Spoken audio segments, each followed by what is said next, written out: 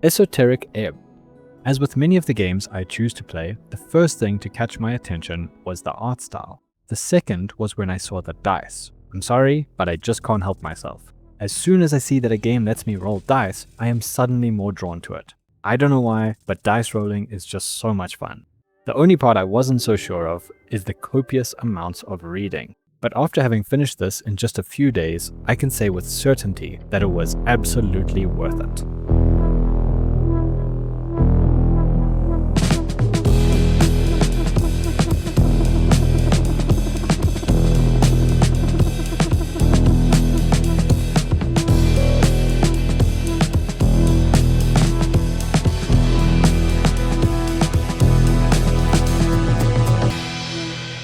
So, what is Esoteric Ebb?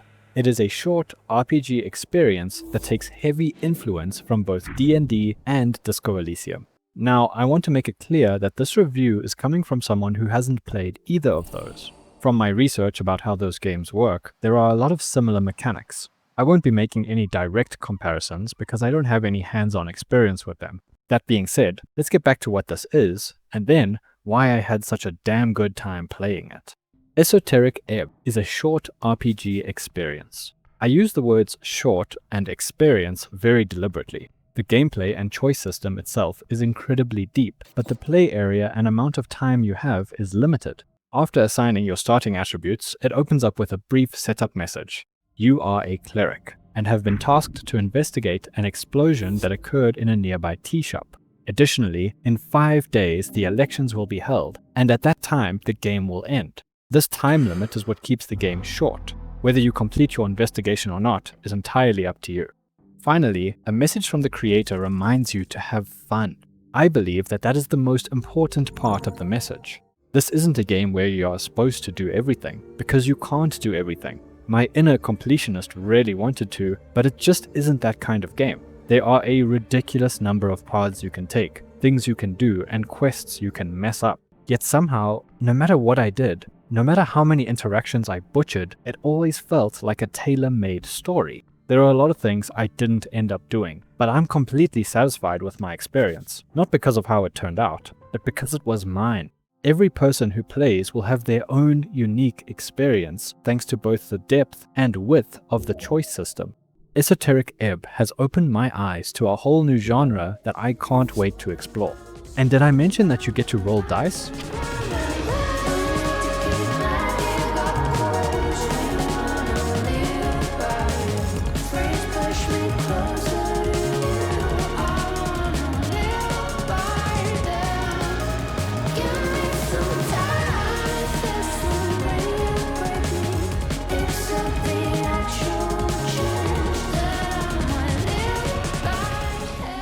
Esoteric Ebb is almost entirely text-driven.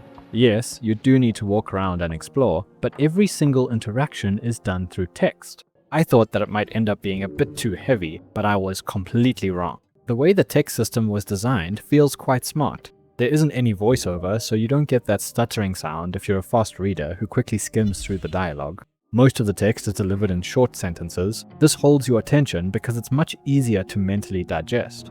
On top of that, the writing itself is also fantastic. It felt snappy and punchy. Every sentence had impact that left me curious to see what's next. What makes this more interesting is that each of your attributes thinks for themselves.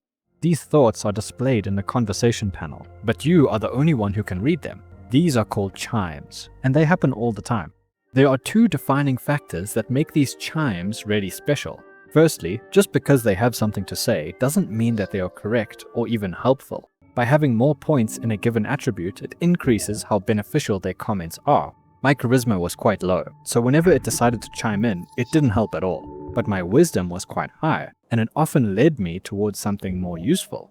Secondly, each attribute has its own personality. I really liked this because it gave them more depth and meaning. Talking with them felt like you were having a real conversation with 6 other people in your head all at once, each one with their own ideas, opinions, and goals.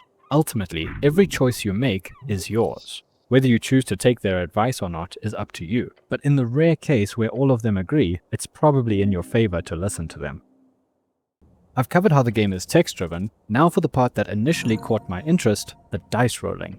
From my little knowledge of D&D, it looks like the dice system is similar, if not the same. Every now and then, some of your choices will be marked with an attribute and a difficulty class. That DC is the minimum number that you are required to roll using a D20. If you meet the DC, then you will succeed in whatever it is you attempted. But if you miss the DC, there will usually be a negative outcome instead. So what's the point of choosing those outcomes if they're all just random?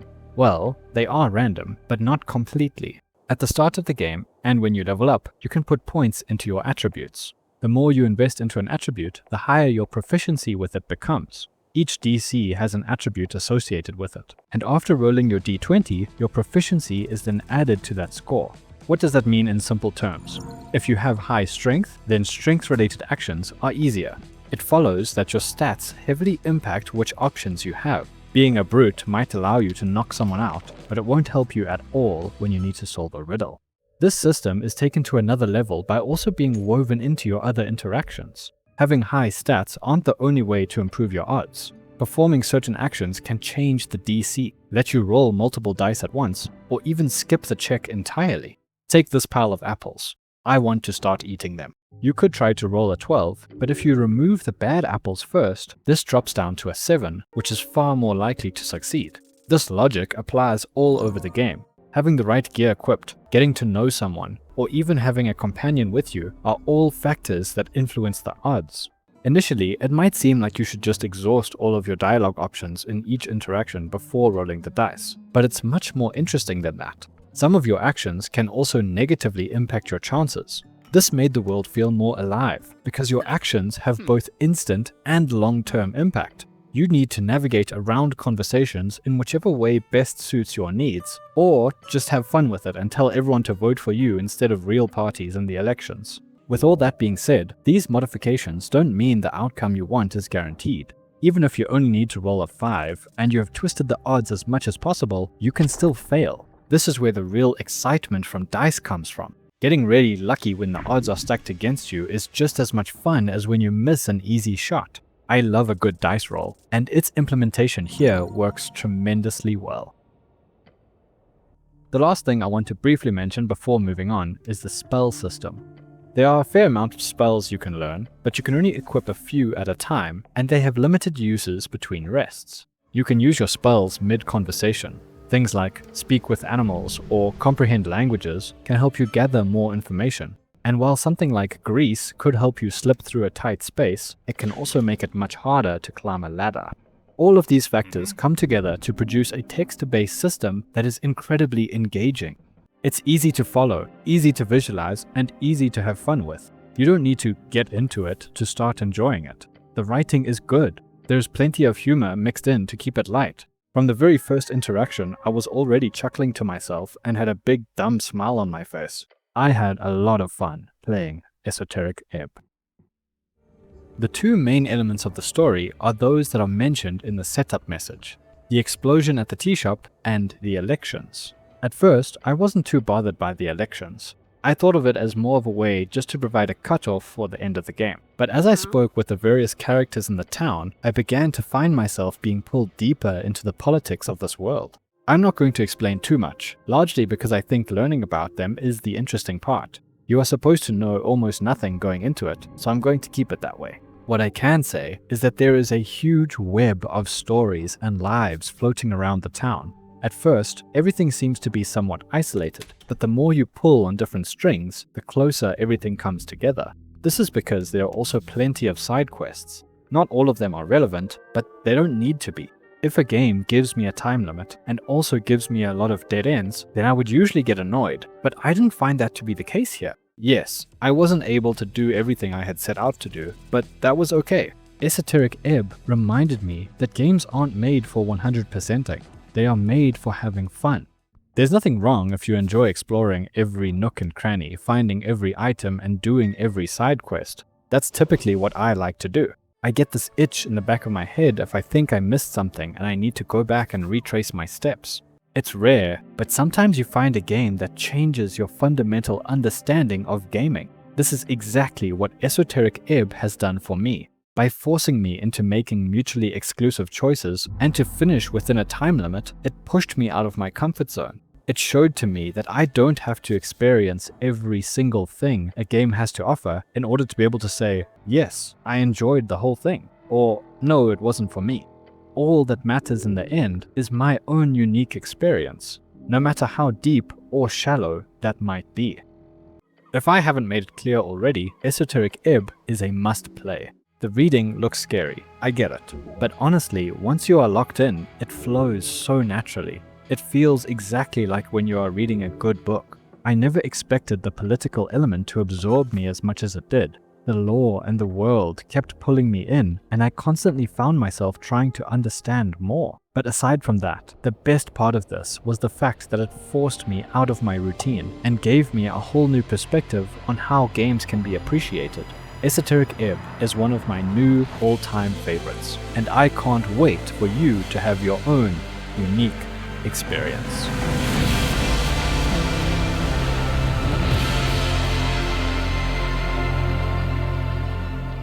Hey, if you made it this far in the video, let me know how you felt about it by either giving it a thumbs up or a thumbs down. And if you want more content like this, be sure to subscribe, as it really supports the channel. Thanks for watching.